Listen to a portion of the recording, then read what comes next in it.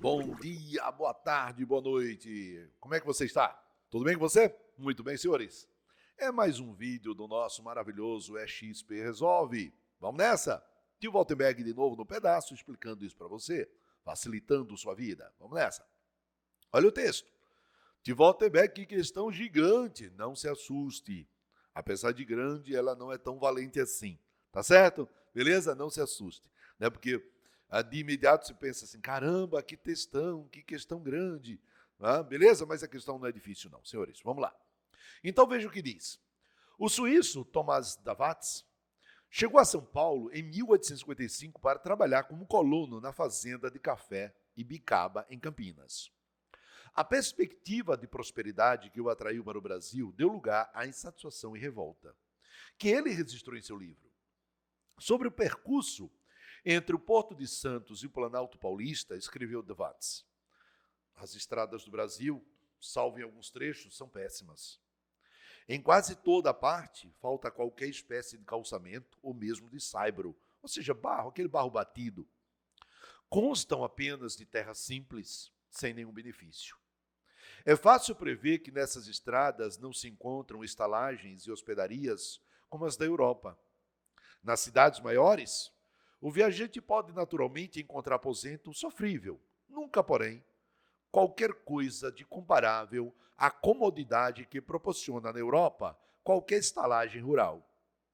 Tais cidades são, porém, muito poucas na distância que vai de Santos a Ibicaba e que se percorre em 50 horas no mínimo. Caramba, 50 horas de viagem.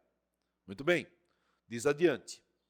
Em 1867, então 12 anos depois, foi inaugurada a ferrovia ligando Santos a Jundiaí, o que abreviou o tempo de viagem entre o litoral e o Planalto para menos de um dia. Nos anos seguintes, foram construídos outros ramais ferroviários que articulam o interior cafeeiro ao porto de exportação, Santos. Beleza? Então, Tomás de Watts, Memórias de um Colono no Brasil. O impacto das ferrovias na promoção de projetos de colonização com base em imigrantes europeus foi importante por quê? Então, gente, vamos lembrar disso? Tivoteberg, então, ele está falando da época do café, exatamente, da expansão da economia cafeeira para o oeste paulista, certo? Vamos lembrar? Então, Votemeg, primeira coisa, vamos lembrar de quê, Votemeg? Vamos lembrar da expansão do café, né? A expansão do café, rapidinho isso aqui, fácil. Todo mundo lembra que o café, ele primeiro começou a ser produzido aonde? No litoral do Rio de Janeiro. Votemeg, o café primeiro começou a ser cultivado no litoral do Rio de Janeiro. Certo, Votemeg. Essa região aqui do litoral do Rio de Janeiro, né? Então, essa região é a região chamada de Vale do Paraíba, exatamente por conta do Rio Paraíba do Sul. Vale do Paraíba, né? Só que é uma região de encosta e terras de encosta não são muito boas para o cultivo de café. O café é bom se ele for cultivado em regiões mais planas. E ali, senhores, do Rio de Janeiro, o café começou a se expandir, chegando a São Paulo. Quando o café chegou em São Paulo, no litoral também, inicialmente, ele foi percebendo que as terras do litoral de São Paulo também são terras de encosta. O que acabou acontecendo, gente? O café acabou indo para o interior de São Paulo. E aí nós vamos ter uma região que nós vamos denominar de Oeste Paulista. Mas ficava muito distante do litoral. Exatamente, ficava muito distante do litoral. O próprio viajante reclama da distância. Eles olham, é uma viagem louca. Durou 50 horas no mínimo. 50 horas de viagem. E outra coisa, no meio da estrada a gente dificilmente encontra uma pousada, um hotel, uma estalagem. A estrada é péssima também para se andar. Veja que o texto começa dizendo que o suíço escreveu isso no ano de quê? De 1855. Quando, 12 anos depois, em 1867, ele já vem com a outra história agora. O texto traz a ideia da construção de quê, Waltenberg? Da construção de ferrovias. Por que, Waltenberg, as ferrovias foram necessárias? Para, principalmente, gente, deslocar a produção cafeeira do Oeste Paulista para o litoral. Em especial, ele chama a atenção do Porto de Santos. Vai ser o nosso principal porto exportador de café. E aí dezenas de ferrovias vão ser construídas, né, Valtemeg? Exatamente. Ele fala de uma, mas ele também diz que nos anos seguintes foram construídos outros ramais ferroviários que articulam o interior cafeeiro, tá vendo, o Oeste Paulista, ao Porto de Santos. Valtemeg, mas essas mesmas ferrovias vão também facilitar que o imigrante que chegasse aqui para trabalhar na lavoura de café, ele fosse para o Oeste Paulista de maneira mais confortável, não tão sofrível quanto passou o suíço, o Tomás de Watts. Certo? Beleza? Muito bem. Vamos agora ao comando da questão. O comando da questão diz assim, ó: o impacto das ferrovias na promoção de projetos de colonização com base em imigrantes europeus foi importante. Por que o Brasil está trazendo imigrantes europeus? Lembrando, né, gente? 1850 foi aprovada a Lei Eusébio de Queiroz, então não era mais possível trazer escravos africanos e a opção foi o imigrante europeu.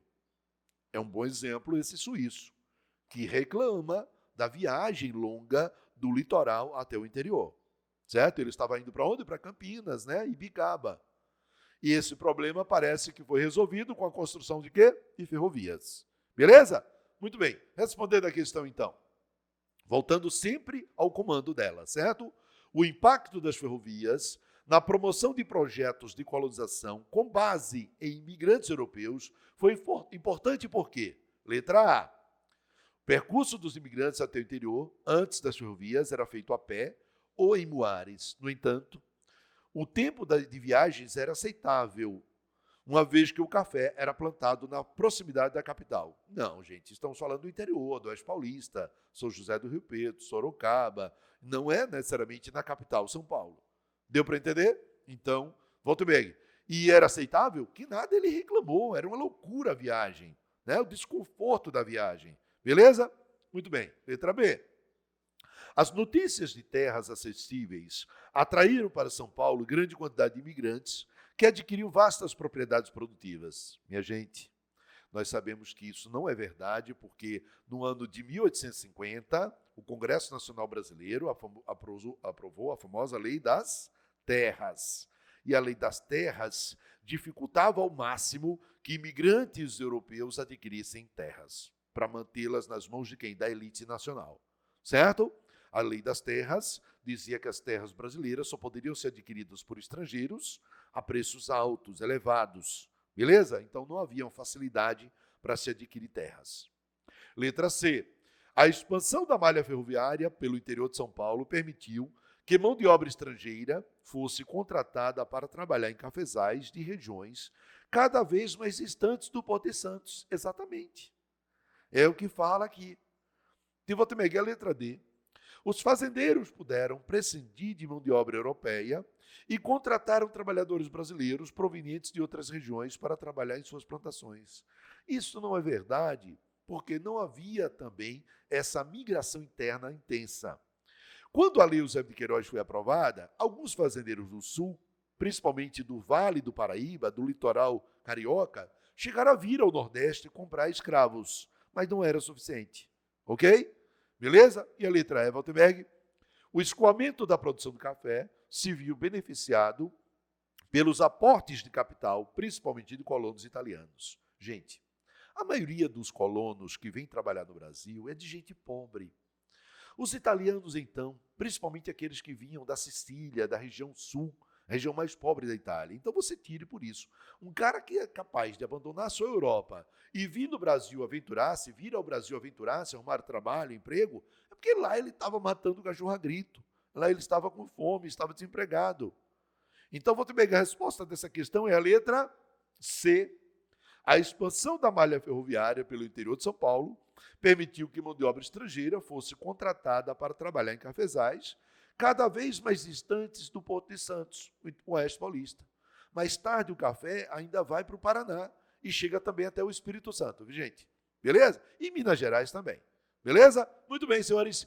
A questão era grande, mas a resposta era fácil. Ok? Muito bem, por quê? Porque você estuda no Explica aí. Esse é mais um vídeo maravilhoso do nosso XP Resolve. Até mais, até o próximo.